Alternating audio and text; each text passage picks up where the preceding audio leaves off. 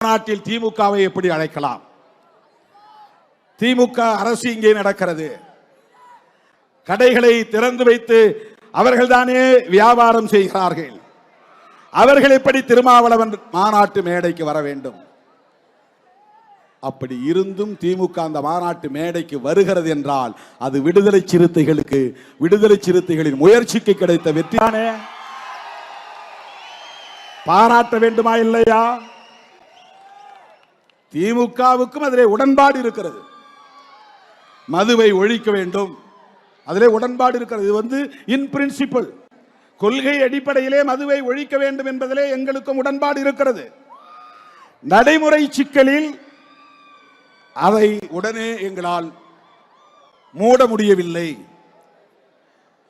திமுக தலைவர் கலைஞர் தானே இதை கொண்டு வந்தார் என்று பலரும் சொல்லுகிறார்கள்.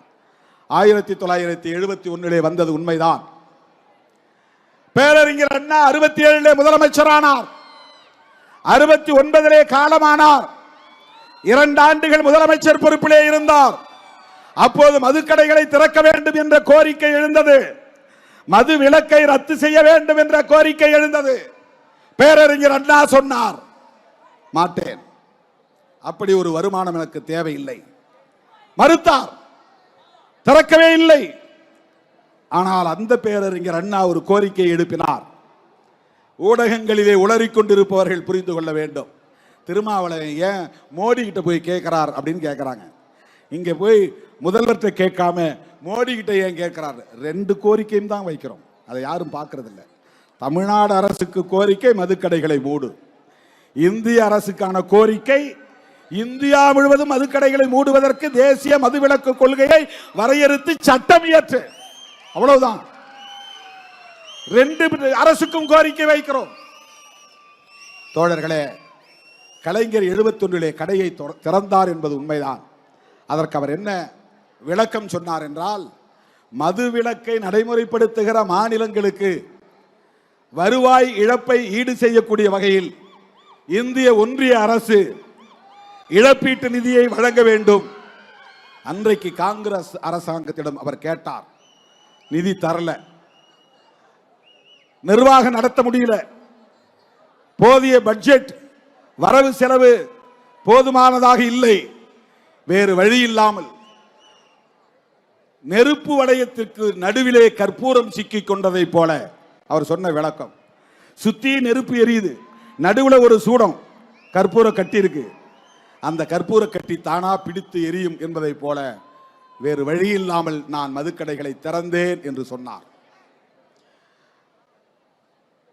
அதை சரி என்று நாம் நியாயப்படுத்தவில்லை. ஆனால் அன்றைக்கு இருந்த பொருளாதார நெருக்கடியின் அடிப்படையிலே அன்றைய முதல்வர் கலைஞர் சொன்னார். ஆனால் அதே கலைஞர் 1974 மூடினார், மூடிவிட்டார். அப்போது அவர் சொன்னார், தேசிய அளவில் ஒரு மதுவிலக்கு கொள்கை தேவை. அதுதான் இங்கே நாம் வைக்கிற கோரிக்கை. அதற்கு பிறகு மதுக்கடைகளை திறந்தது யார்? யாரும் அதை பேசுவதில்லையே. அதன் பிறகு இங்கே மதுக்கடைகளை திறந்தது மட்டுமில்லாமல் டாஸ்மாக் என்கிற நிறுவனத்தை உருவாக்கியது யார்? நம்ம தம்பிங்களாம் டாஸ்மார்க் டாஸ்மார்க் மார்க் இல்ல, அதுக்கு முன்னால கெடா மார்க்னு சாராயம் வந்துச்சு. அதெல்லாம் உங்களுக்கு தெரியாது, எனக்கு தெரியும். எல்லா ஊர்லயும் சாராய கடை இருக்கும். அந்த கடையெல்லாம் இப்போ தனியார்கிட்ட விட்டுருவாங்க. அவர் ஒரு குறிப்பிட்ட அமௌண்ட்டை மட்டும் வாங்கிட்டு மொத்தமா தனியார்கிட்ட விட்டுருவாங்க. அவன் உள்ளூர்ல சாராயத்தை உற்பத்தி பண்ணி கெடா மார்க், மீசை மார்க் அப்படின்லாம் சாராயம் விற்பனை பண்ணுவான். அந்த மாதிரி மார்க்னு நினைச்சிட்டு டாஸ்மார்க்ன்றாங்க. டாஸ்மார்க் இல்ல, TASMAC, TASMAC, Tamil Nadu state marketing corporation, Tamil Nadu மாநில வாணிப கழகம். இதை உருவாக்கிய அரசு எது? யாரும் இதை பேசுவதில்லையே. எம்ஜிஆருக்கு இதில் என்ன பங்கு? ஜெயலலிதா அம்மையார் இதில் என்ன செய்தார்? இன்றைக்கு ஆட்சி பொறுப்புக்கு வந்திருக்கிற திராவிட முன்னேற்ற கழக தலைவர் ஸ்டாலின் அவர்கள் வந்த பிறகா இந்த மதுக்கடையை திறந்தார் என்ற கேள்வியும் எழுகிறது. நான் டிஃபெண்ட் பண்ணி பேசவில்லை, உரையாடக்கூடியவர்கள் எப்படி பேசுகிறார்கள், வாதாடக்கூடியவர்கள் எப்படி பேசுகிறார்கள், அதற்குள்ளே என்ன சூட்சமம் இருக்கிறது, சூழ்ச்சி இருக்கிறது என்பதை புரிந்து கொள்ள வேண்டும். பேசக்கூடியவர்கள் யாரும் எம்ஜிஆர் காலத்திலே மதுக்கடைகள் ஏலம் விடப்பட்டன. ஜெயலலிதா காலத்திலே மதுக்கடைகளை அரசாங்கமே வியாபாரம் செய்யக்கூடிய வகையில் சட்டப்பூர்வமாக்கியது, முறைப்படுத்தியது. அது தொடர்கிறது, தொடர்ந்து கொண்டே இருக்கிறது. அது தொடரும் போது மு.க. ஸ்டாலின் முதல்வராகி இருக்கிறார். இவர் உருவாக்கவில்லை, இவர் புதிதாக திறக்கவில்லை. மூட வேண்டும். நான் அவரை தனியே சந்தித்த போது சொன்னார், எனக்கு என்ன மூடக்கூடாது நான் நினைக்கிறேனா? மூடணும் தான் நானும் நினைக்கிறேன். பதறி போய் சொன்னார். இப்படி எல்லாம் ஊடகங்களில் பேசுகிறார்களே, உங்கள் கட்சியை சார்ந்தவர்களும் பேசுகிறார்களே, மூட வேண்டும் என்றுதான் எனக்கும் பதைப்பு இருக்கிறது. ஆனால் நிர்வாக நடைமுறை சிக்கல்கள் இருக்கின்றன, பார்ப்போம். நான் அதை மனதிலே வைத்துக் கொள்கிறேன்.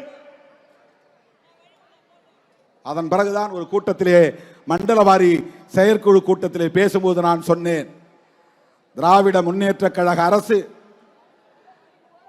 இந்த மதுக்கடைகளை துணிந்து மூடினால் வருகிற 2026 சட்டமன்ற தேர்தல் வருவதற்கு முன்னதாக இந்த மதுக்கடைகளை திமுக அரசு மூடினால் திமுகவே மீண்டும் ஆட்சிக்கு வரும். அந்த சூழல் தமிழ்நாட்டிலே இருக்கிறது என்று நான் சொன்னேன்.